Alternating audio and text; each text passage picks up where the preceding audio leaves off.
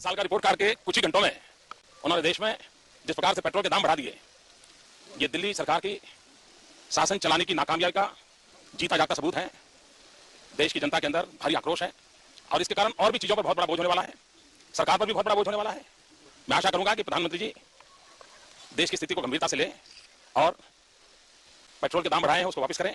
नमस्कार दोस्तों, पेट्रोल के दाम जो है वो बढ़ गए, महंगाई बढ़ रही है, लेकिन ये कुछ खराब खबर नहीं है, बुरी खबर नहीं है, बहुत अच्छी खबर है दोस्तों, क्योंकि आप ज्यादा से ज्यादा पैसा टैक्स पेयर में दान करेंगे और इस देश की जीडीपी में दान करेंगे और देश निर्माण में आप एक अहम योगदान प्ले करने वाले हैं।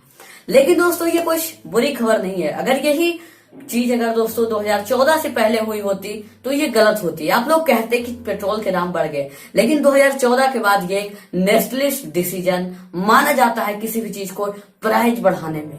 तो यहाँ पे गर्व की बात है कि आप भी इस देश के देश निर्माण में ज्यादा से ज्यादा रुपए आप खर्च कर पाएंगे। दोस्तों जैसा कि आपने देखा बहुत शहरों में ये हालत बन गई है कि पेट्रोल के दाम आज 100 से ज्यादा हो गए हैं। बहुत शहरों में 90 से ऊपर चले गए हैं। पेट्रोल और डीजल के दाम काफी जोर शोर से बढ़ रही है, लेकिन इसमें आपको प्राउड करने की बात है कि आप देश निर्माण में ज्यादा से ज्यादा पैसा आप कंट्रीब्यूट कर पाएंगे। तो कुछ लोगों का ये भी कहना है दोस्तों, चाहे वो 100 से पेट्रोल के दाम 1000 हो जाए, फिर भी हम पेट्रोल खरीदेंगे और अपनी देशभक्ति को दिखाएंगे। 2013 से इसी काम को अगर किया जाता, पेट्रोल के दाम अगर बढ़ते, तो आप लोग कहते ये सरकार संभल नहीं रही है, इनसे ये सरकार ठीक नहीं है, पेट्रोल आम आदमी पे क्या गुजरेगी पता नहीं। आप साइकिल लेकर आप ट्वीट पर ट्वीट करते रहते। लेकिन दोस्तों अगर ये बात यही सारी चीजें दोस्तों 2014 के बाद होती या 2014 में होती, तो आप कहेंगे दोस्तों ये एक नेशनलिस्ट डिसीजन है, अगर मोदी जी ने लिया है तो काफी अच्छा ही होगा। सो हाय, दिस इज प्रिंस और इस वीडियो में हम बात करने वाले हैं दोस्तों पेट्रोल के हाई प्राइस जो इंडिया में हो चुके हैं उसके बारे में। दोस्तों क्यों पेट्रोल का दाम जल्दी जल्दी बढ़ता है और आम आदमी पे इतनी बोझ क्यों डाल दी जाती है? क्या ये गलती पिछली सरकार की है? क्रूड ऑयल क्या होते हैं दोस्तों? पेट्रोल की जो दाम है वो मैनिपुलेट कैसे की जाती है? ये सारी चीजें दोस्तों इस वीडियो में हम जानने वाले हैं। सो इस वीडियो को कंटिन्यू अगर पूरा देखते हैं तो आपको सारी बातें पता चल जाएगी। तो दोस्तों आपके मन में पहला सवाल ये है कि जो पेट्रोल के दाम है, डीजल के दाम है, वो बढ़ते और घटते क्यों रहते हैं दोस्तों इंडिया हो या दूसरे कंट्री जो है वो पेट्रोल के दाम सेट किए जाते हैं इंटरनेशनल क्रूड ऑयल पे।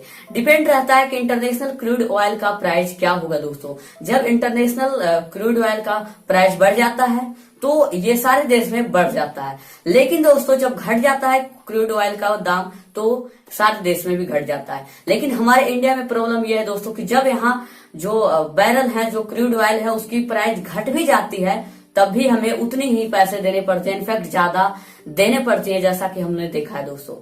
फॉर एग्जाम्पल मैं अगर बात करूं दोस्तों जनवरी फरवरी यानी कि 2020 की मैं बात कर रहा हूं दोस्तों, तो हाँ आपको एक बैरल में दोस्तों जनवरी 2020 में $65 लगते थे। एक बैरल में रहता है 159 लीटर। तो उस तरह से अगर आपको कैलकुलेट कीजिएगा तो आपको पता चलेगा कि 1 लीटर की प्राइस उस समय दोस्तों 29 रुपए के आसपास होनी चाहिए थी, जो कि नहीं थी।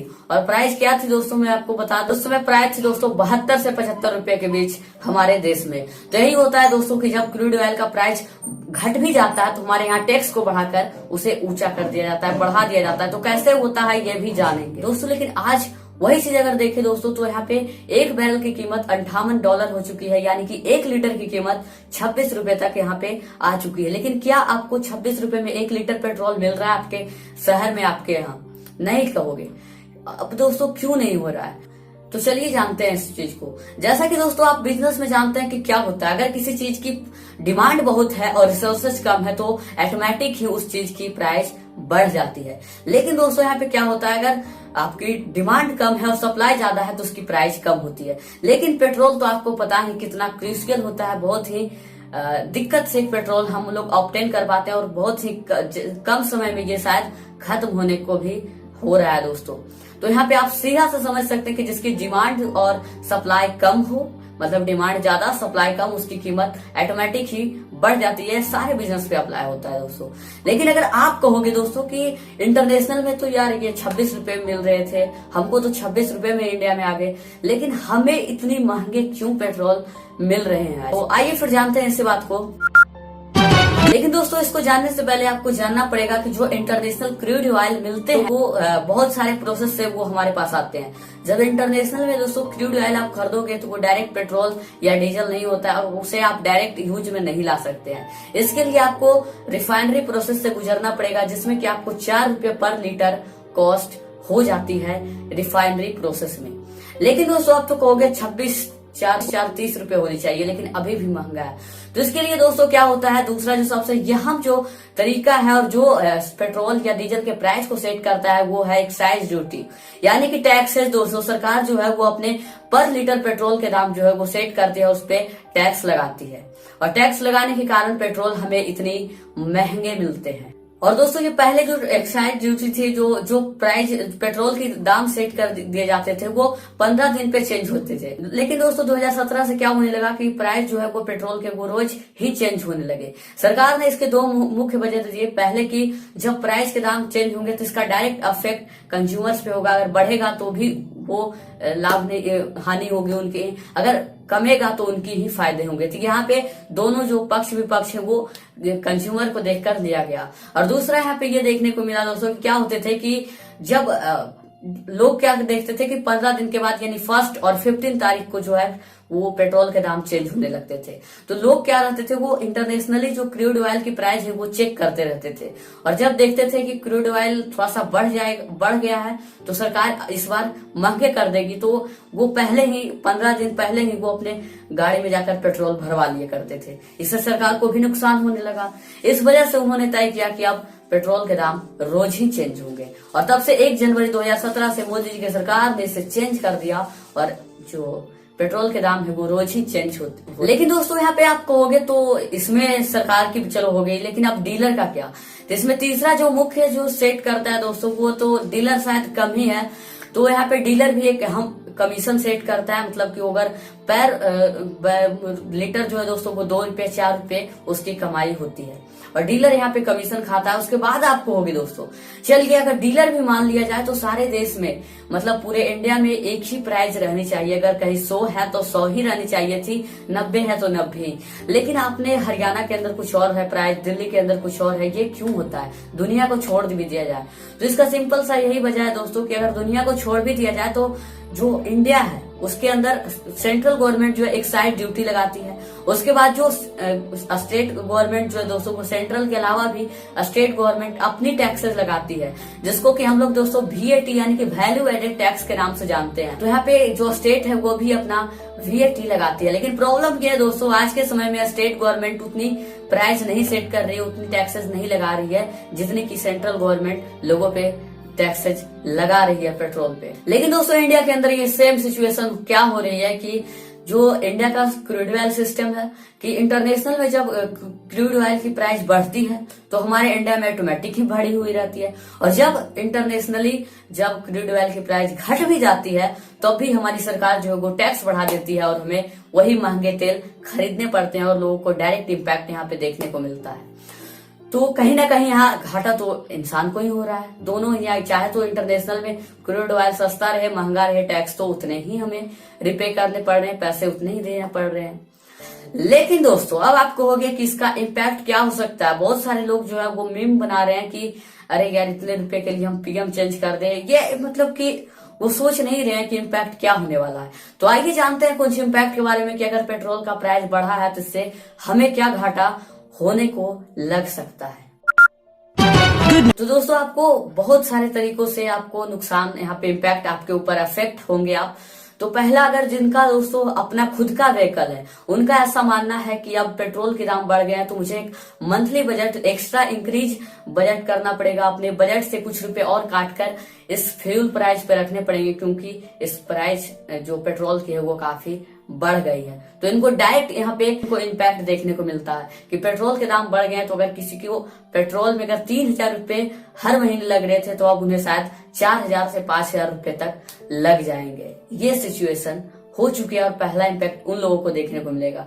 दूसरा दोस्तों, अब आप लोग कुछ लोग के पास जो गाड़ी से नहीं चलते होंगे उनको ऐसा लगता होगा कि चलो हमें क्या दिक्कत है, जिनके पास अपनी गाड़ी है वो पेट्रोल ना भरवाएं, उनकी खुद की प्रॉब्लम है हमें कि हम तो चलेंगे, लेकिन ट्रांसपोर्टेशन आपको भी करना है। तो जितनी भी पब्लिक व्हीकल है दोस्तों जिससे आप ट्रेवल करते होंगे, चाहे वो बस हो, ट्रेन हो, सारी जगह आपको प्राइस जो है वो इंक्रीज मिलेंगे। और आपको जैसा कि जहाँ पे आपको जो रेंट है वो 10 रुपए लग रहे थे, तो आप उसे 15 रुपए तक कर दिया जाएगा। तो यहाँ पे आप भी यहाँ पे इम्पैक्ट होना ही पड़ेगा।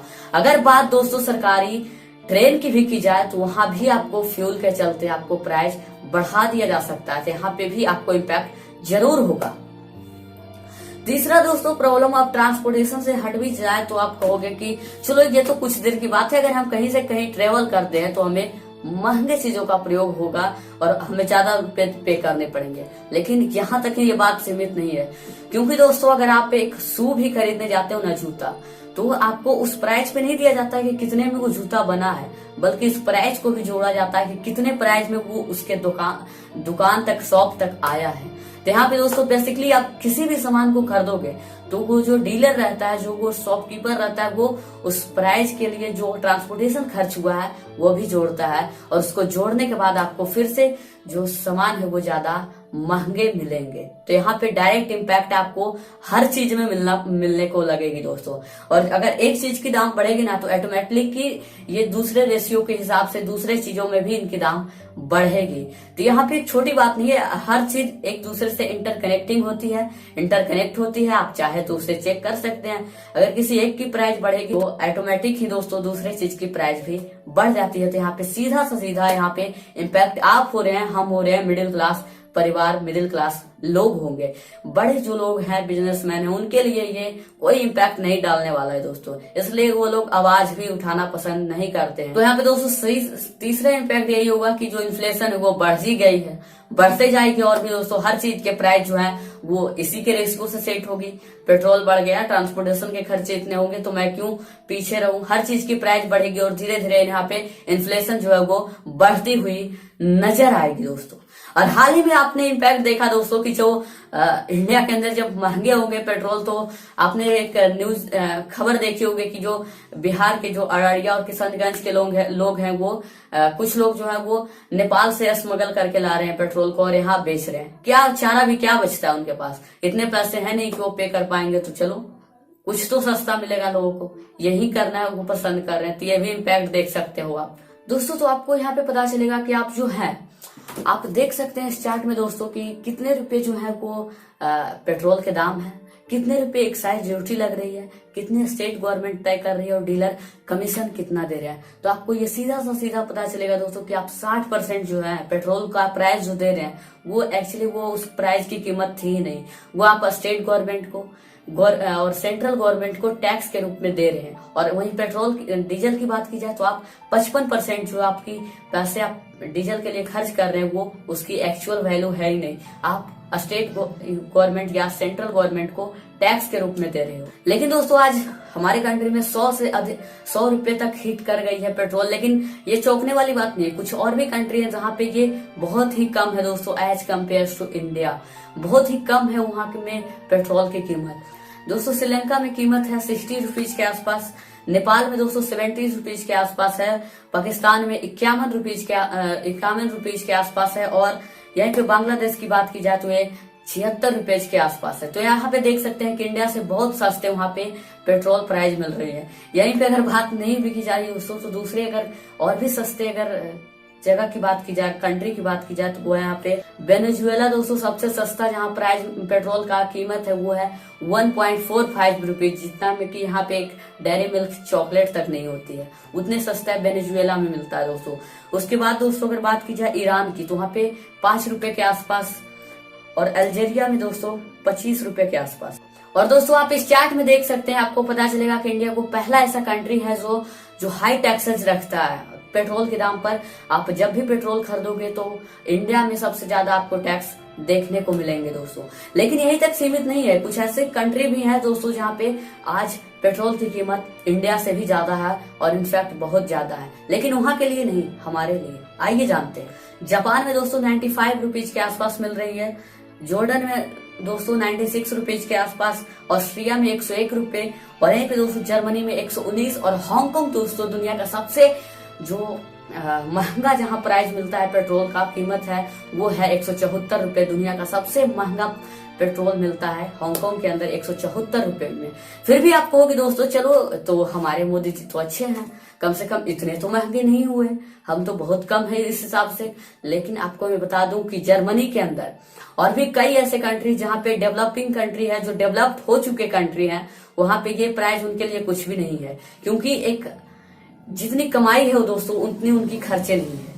अगर एक हिसाब में बताऊं दोस्तों, जर्मनी के अंदर दोस्तों 2 से 3 लाख रुपए जो है वो एक महीने की इनकम है एक इंसान की। अगर वही बात इंडिया की जाए तो 20 से 30 हजार, जो कि यहाँ पे तो कहीं ना कहीं जर्मनी से हम लोग 10 गुना, अगर रेशको निकाला जाए तो जर्मनी से हम लोग 10 गुना जो पेट्रोल की कीमत है वो हम पे कर रहे हैं 1 लीटर। तो यहाँ पे उन सारे डेवलप्ड कंट्री जो है दोस्तों, वहाँ पे लोगों की सैलरी अच्छी है, उनपे परचेजिंग पावर अच्छी है, वो किसी भी सामान को खरीद सकते हैं, उनकी खर्चे कम है। लेकिन दोस्तों वहाँ पे पेट्रोल बढ़ गई है तो उनसे कोई इम्पैक्ट वहाँ नहीं है। लेकिन हमारे इंडिया में दोस्तों कुछ ऐसे भी लोग हैं जो 12,000 तक नहीं जा पाते हैं साल में, तो वो इतने 10 गुना जो पेट्रोल की टैक्सेज है वो कैसे दे पाएंगे, रिपे कर पाएंगे। ये सारी चीजों आपको समझ के आप किसी भी पॉइंट पे बोलना चाहिए। सो ये है दोस्तों अच्छे दिन। स्पेशली अगर मोदी जी की कार्यकाल की बात की जाए तो कितने रुपए यहाँ पे बढ़ने को मिले हैं, कितने %। तो दोस्तों आपको मैं बता दूं, जब मोदी जी मई 26 2014 में जब वो प्राइम मिनिस्टर बने थे दोस्तों, तो उनसे पहले ये कीमत थी दोस्तों पेट्रोल की 71 रुपए के आसपास, और यहाँ पे डीजल पे दोस्तों 56 रुपए के आसपास। लेकिन दोस्तों ये जब मोदी जी बढ़े, प्राइम मिनिस्टर बने, तो 2014 के बाद दोस्तों 26% जो पेट्रोल की प्राइस में वृद्धि हुई है। और वही बात की जाए डीजल की दोस्तों, तो 42% तक यहाँ पे डीजल की प्राइस में बढ़ोतरी हुई है। लेकिन दोस्तों यहाँ पे एक ट्विस्ट भी है कि जब मोदी जी के कार्यकाल से पहले दोस्तों ये बैरल थी, एक बैरल की कीमत $110 थी, लेकिन आज वो एक बैरल की कीमत दोस्तों $65 हो चुके हैं। फिर भी हम इतने महंगे प्राइस दे रहे हैं, तो किस तरह से अच्छे दिन आए हैं लोगों के लिए। जब पेट्रोल पंप पे आप जाइएगा ना, तो मोदी जी का वही खुश रहनुमा चेहरा देख के आपको काफी अच्छा महसूस होगा और आप कहोगे, गुनगुनाओगे मन में, अच्छे दिन तो आ ही गए हैं। तो ये है अच्छे दिन आपके दोस्तों। आप सोचिए क्या करना है आपको। तो अब तो हर इंसान को देशभक्त दिखने का मौका मिलेगा। देशभक्त तो सब लोग होते ही हैं, लेकिन अब पेट्रोल के प्राइस में हाई प्राइस टैक्सेस को देखकर उनको दिखने का मौका मिलेगा देशभक्त। तो यहाँ पे मोदी जी का नारा था कि बहुत हुआ पेट्रोल डीजल की मार, अब की बार मोदी सरकार, चलो अब की बार मोदी सरकार, यही उनका नारा था। और उस नारे के साथ कितने आगे बढ़ चुके हैं आप देख ही लिए होंगे। लेकिन प्रॉब्लम ये नहीं है दोस्तों, प्रॉब्लम हमारी सरकार की नहीं है, हमारी ऑपोजिशन की भी है कि वो कमजोर पड़ती है, सवाल पूछने से कतराती है। आज जो सेकंड मोस्ट जो हमारी कंट्री की सबसे बड़ी पार्टी यानी कि और अपोजिशन पार्टी कांग्रेस जो है, उसकी जो लीडर है राहुल गांधी, वो ना तो किसी को कार्यभार देना चाहते हैं और ना ही सत्ता सौंपना चाहते हैं। खुद भी काम नहीं करना है और दूसरे को करवाना भी नहीं है। वो सवाल पूछने से क्यों कतराते हैं, और ये हाई इम्पैक्ट डालता है कि सदन में ये बात कहीं ना कहीं नहीं उठती है उतनी जोर शोर से। पेट्रोल की कीमत वाली बात पे सदन में आवाज अगर उठती तो लोगों को इतना कठिनाई से गुजरनी नहीं पड़ती, और इम्पैक्ट लोगों के ऊपर, आम आदमी के ऊपर देखने को नहीं मिलता। कहीं ना कहीं ये अपोजिशन की कमी रह गई है, जो सरकार को कुछ भी करने से नहीं रोक पाती है। अगर वो गलत भी कर रही है तो उससे नहीं रोक पाती है। दूसरी मैं कुछ उन तमाम देशभक्तों को भी देना चाहूंगा, बुद्धिजीवी लोगों को, जो देते तो वोट हैं सिर्फ अपनी भलाई के लिए, लेकिन बाद में वो बीजेपी आईटी सेल से प्रभावित होकर वो उनके ही चमचे बन जाते हैं, और कुछ भी हो देश के अंदर वो सरकार को अच्छा ही मानने लगते हैं। जैसा कि दोस्तों ये रिसेंट की बात है, और आप स्क्रीनशॉट में देख रहे होंगे कि एक भाई साहब ने क्या लिखा। एक भाई साहब ने लिखा, महंगा पेट्रोल 95 रुपए, और उसको 30 से गुना किया, दिखाया कि इतने रुपए जो है वो महीने में खत्म हो गए। उसके बाद कंपेयर किए पहले वाले प्राइस से, जो कि नहीं थी, 80 रुपए उन्होंने दिखाया। तो मान लीजिए 80 रुपए, तो वो दिखाते हैं कि 495 रुपए के लिए पीएम बदले, और उसमें भी शेर को पालना महंगा ही पड़ता है। तो यहाँ पे ये लोगों की भावनाएं बन चुकी हैं, कुछ लोगों की जो बीजेपी आईटी सेल से काफी प्रभावित हो चुके हैं, जो फैक्ट को नहीं जानना पसंद करते हैं और सिर्फ कुछ लोगों के बात में आकर इस देश को गलत राह पे ले जाना पसंद करते हैं। लेकिन उस भाई साहब से मैं कह देना चाहता हूँ कि आप वही लोग हैं ना जो 100 रुपए के चलते ईमान बेच देते हैं और वोट बदल देते हैं। और दूसरी नंबर बात, 50 रुपए के रिचार्ज के लिए आप लोग सिम बदल देते हो और 495 रुपए की बात करते हो।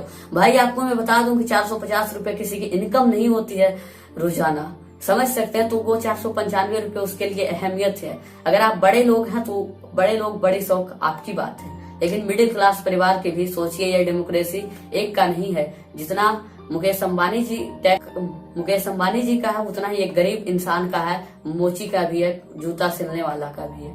तो ये ध्यान दीजिए कि किसी की कमाई 495 रुपए एक दिन की नहीं हो पाती है। तो यहाँ पे सीधा से सीधा इम्पैक्ट दोस्तों आप लोगों के ऊपर पड़ने वाला है, हमारे ऊपर पड़ने वाला है, जो कि मिडिल क्लास परिवार जो है उनके ऊपर पड़ने वाला है। और जो मिडिल क्लास परिवार से ऊपर है, यानी कि बिजनेसमैन फैमिली से हैं, जो बड़े बड़े लोग हैं, सेलिब्रिटी हैं, उनपे ये कम असर पड़ता है। लेकिन मैं उन तमाम सेलिब्रिटीज को भी खोज रहा हूँ कि कुछ तो बोले पेट्रोल के दाम पे। जो पहले तो बोलते थे कि यार यहाँ पे मीम बनाने पड़ते थे कि सर मैंने